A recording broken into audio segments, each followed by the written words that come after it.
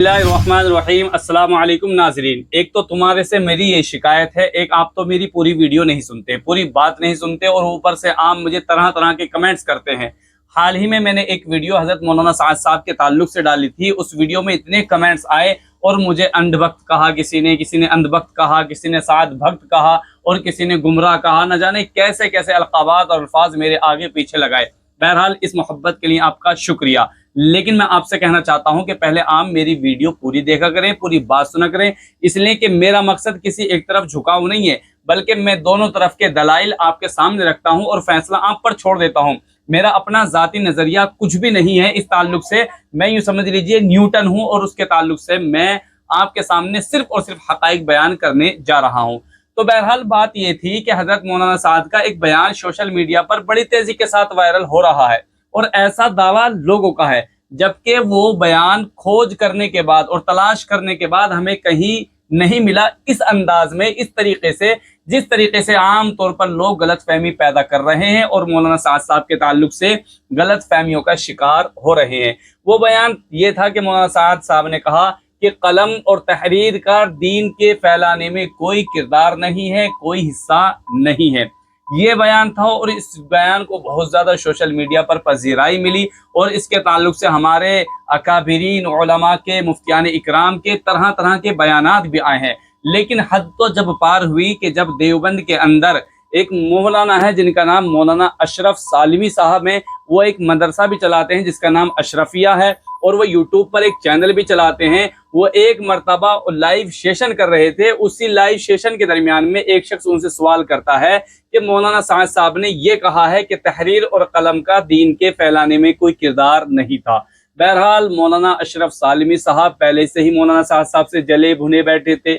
उनका क्या बिगाड़ खाता है, उनका मौलाना साद साहब ने क्या लेकर खा रखा है या क्या दबा रखा है, ये तो वो जाने या अल्लाहु आलम। लेकिन मौलाना सालिम अशरफ साहब ने इस तरह की ज़बान का इस्तेमाल किया है जो सही माने में एक आलिम नहीं कर सकता।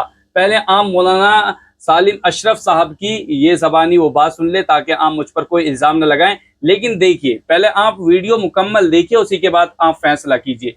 आप मौलाना की वीडियो कलम से ये तहरीर से दीन नहीं फैलता, क्या ये बात सही है? मौलाना साद साहब कांदलवी तो फिर मेरे से गाली खाना चाहता है। हजरत का अंदाज देखिए। कौन है साद कांदलवी मरदूद? जब तक वो अकाबिर मनहजे सहाबा पर था तब तक वो हमारी पेशानी का झूमर था, हमारी सर का ताज था, दुनिया के बड़े मरकज में बैठा हुआ था। और आज जब उसने कुरान और सुन्नत और जुमहूर और अल्लाह के कुरान में तहरीफ कर दी, वो आज हमारी जूतियों की नोक के बराबर है। हम ऐसे अकवाल को अपनी जूतों की नोक पे रखते हैं। क्या है? बहरहाल इस क्लिप के दिखाने का मकसद हमारा ये था कि एक आलिम और एक मुफ्ती और एक दीनदार दाई और तबलीग के साथी की ज़बान ऐसी नहीं हो सकती। अगर है तो उसको अपने अखलाक दुरुस्त करने की सबसे ज़्यादा सख्त ज़रूरत है, इसलिए कि नबी पाक अलैहिस्सलातु वस्सलाम ने इरशाद फरमाया, मैं दुनिया में अखलाक को अच्छा बनाने के लिए ही भेजा गया हूँ। और हमारे प्यारे नबी की सबसे बड़ी तारीफ की बात यह है कि हमारे नबी के अखलाक बड़े आला थे। तो बहरहाल आपको मौलाना साद साहब से इख्तलाफ हो सकता है कि मौलाना साद साहब ने गलत बयान भी दे दिया हो सकता है कि मौलाना साद साहब से भी गलती हो गई हो, लेकिन इसका मतलब ये तो नहीं कि आप मौलाना साद साहब के खिलाफ ऐसी जबान दराजी इख्तियार करें, आप मौलाना साद साहब को इस तरह भद्दी जबान में इस तरह से उनके अलकाब दें। किसी गैर मुस्लिम को भी, किसी आप यूँ समझ लीजिए फासिक और गुमराह शख्स के लिए भी ऐसे अल्फाजों का इस्तेमाल आमतौर पर बाखलाक और बाकिरदार आदमी और दीनदार, जो इसको दीन का दाई या कुरान का और दीन का मुफ्ती और आलिम कहा जा सकता है, वो ऐसी लैंग्वेज कभी इस्तेमाल नहीं कर सकता। बहरहाल मौलाना अशरफ साहब सालिम साहब से हमारी ये शिकायत है कि आप अपने अखलाक अच्छे कीजिए। आपने इल्म बहुत हासिल करा लेकिन आपके पास अभी अखलाक नहीं है, लिहाजा आप अपने अखलाक अच्छे कर लीजिए, आपसे दरख्वास्त है।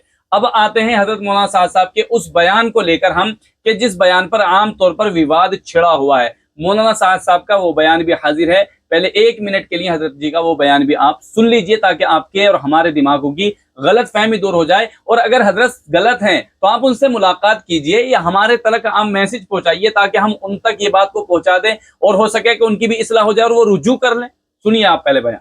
से दीन की बातें पहुंचा देने से मेरा दावत हो जाएगा। मैं आपसे 100 बार अल्लाह की कसम खाकर अर्ज करता हूँ कि दावत मदनी इबादत سے یہ کسی قلم سے، کسی رسالے سے، کسی اخبار سے، کسی ذریعے سے یہ فرض ادا نہیں ہوگا۔ آپ جتنے چاہے میسج کر لیجیے، جتنے چاہے آپ پیغامات بھیج دیجیے دین کے۔ میں 100 بار قسم کھا کر کہتا ہوں، آپ کے ذمہ جو دعوت کا فریضہ ہے اللہ نے کیا ہے دنیا میں، وہ آپ کے دیکھیے حضرت جی کے اس پورے بیان سے جو میں نے سیکھا ہے اور جو کچھ اخذ کیا ہے، جو کچھ میں نے سمجھا ہے، وہ یہ ہے کہ حضرت جی نے کہا ہے کہ دعوت و تبلیغ بھی ایک بدنی عبادت ہے جس طرح کہ نماز۔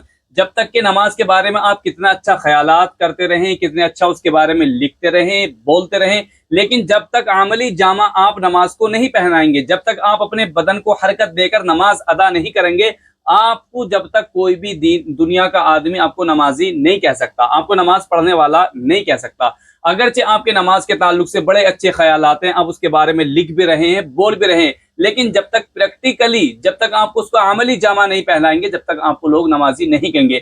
حضرت جی کا یہی کہنا ہے دعوت و تبلیغ کے تعلق سے کہ دین کی دعوت اور تبلیغ بھی ایک بدنی عبادت ہے۔ جب تک آپ اپنے اس بدن کو حرکت نہیں دیں گے، جب تک اللہ کے بندوں سے آپ براہ راست نہیں ملاقات کریں گے، جب تک کہ ان کے دروازوں کو آپ نہیں کھٹکھٹائیں گے، جب تک آپ ان کے تھوڑیوں میں ہاتھ نہیں ڈالیں گے، جب تک آپ ان کے سامنے صحابہ اکرام کی قربانیاں پیش نہیں کریں گے، اہل بیت کی قربانیاں پیش نہیں کریں گے، نبی پاک علیہ الصلوۃ والسلام کا پوری زندگی کا کردار ان کے سامنے پیش نہیں کریں گے، جب تک آپ دین کے داعی نہیں بن سکتے۔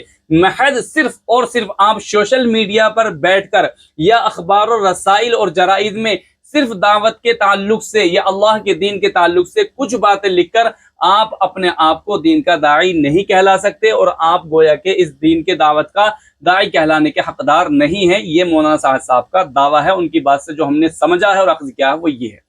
دیکھیے مذہب اسلام کے اندر دین کو پھیلانے کے لیے قلم اور تحریر ایک بہت بڑا وسیلہ ہے، بہت بڑا واسطہ ہے، اس کی حقانیت سے انکار نہیں کر سکتے۔ یہاں تک کہ حدیث کے اندر آتا ہے کہ اللہ رب العزت نے سب سے پہلے اگر کسی چیز کو پیدا کیا ہے تو وہ قلم کو پیدا کیا ہے، اور پھر قلم کو حکم دیا ہے کہ لکھیے۔ قلم نے سوال بھی کیا کہ میں کیا لکھوں، کہ قیامت تک آنے والی تمام مخلوقات کی تقدیرات آپ لکھیے۔ تو بہرحال قلم کا ایک کردار یہ ہے۔ سورہ قلم باقاعدہ، سورہ نون، اس کے اندر باقاعدہ وضاحت کے ساتھ قلم کی تفسیر اور وضاحت بیان کی گئی ہے۔ اس کے علاوہ جو بنیادی وہ 5 آیتیں ہیں جو نبی پاک علیہ الصلوۃ والسلام پر ابتدائی دور میں نازل ہوئی ہیں، اس کے تعلق سے اللہ کے رسول صلی اللہ علیہ وسلم کو باقاعدہ یہ بات سمجھائی گئی کہ اللہ رب العزت نے آپ کو قلم یعنی لکھنے کے تعلق سے بتلایا تھا۔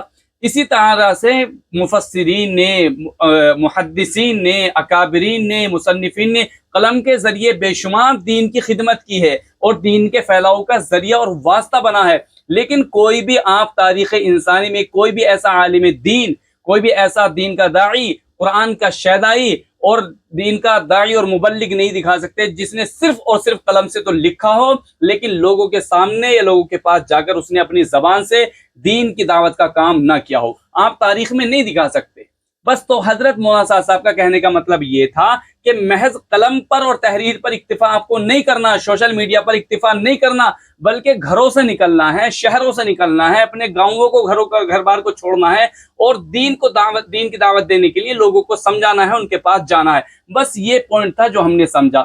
بہرحال حضرت مولانا صاحب سے بھی غلطی ہو سکتی ہے، اور غلطی ہم جیسے ناکارہ انسان سے بھی ہو سکتی ہے۔ اگر ہم سے یقیناً کوئی غلطی ہوئی ہے تو آپ ہماری اصلاح کرنے کے لیے کمنٹ سیکشن میں ضرور بھیجیں، اور اگر حضرت مولانا صاحب سے بھی آپ ملاقات کرنا چاہتے ہیں تو میں حضرت مولانا صاحب سے بھی آپ کی ملاقات کروا دوں گا تاکہ آپ کو تسلی اور تشفی ہو جائے۔ اور حضرت مولانا صاحب بھی کوئی فرشتے نہیں ہیں، کوئی نبی نہیں ہے، کوئی صحابی نہیں ہے کہ ان سے غلطی نہیں ہو سکتی۔ ہم ان کو کوئی کتب اور ابدال بھی نہیں مانتے، ہم انہیں سادہ سمپل سا عالم اور دین کا داعی مانتے ہیں جو اپنی تقریر پیش کرتے ہیں۔ ہو سکتا ہے ان کی زبان سے بہت سی مرتبہ اور بسا اوقات ایسی باتیں نکل جاتی ہوں جس سے علماء اور آپ جیسے حضرات ان سے اختلاف کر سکتے ہو۔ اختلاف کرنے کا آپ کا حق ہے، لیکن توہین اور ذلیل کرنے کا آپ کا حق نہیں ہے۔ بس ہمارا ادیش اور ہمارا میسج اور ہمارا پیغام یہی ہے، لہذا ایک امت بننے کی ہمیں کوشش کرنی چاہیے۔ اتفاق و اتحادی امت مسلمہ کا کیا ہے؟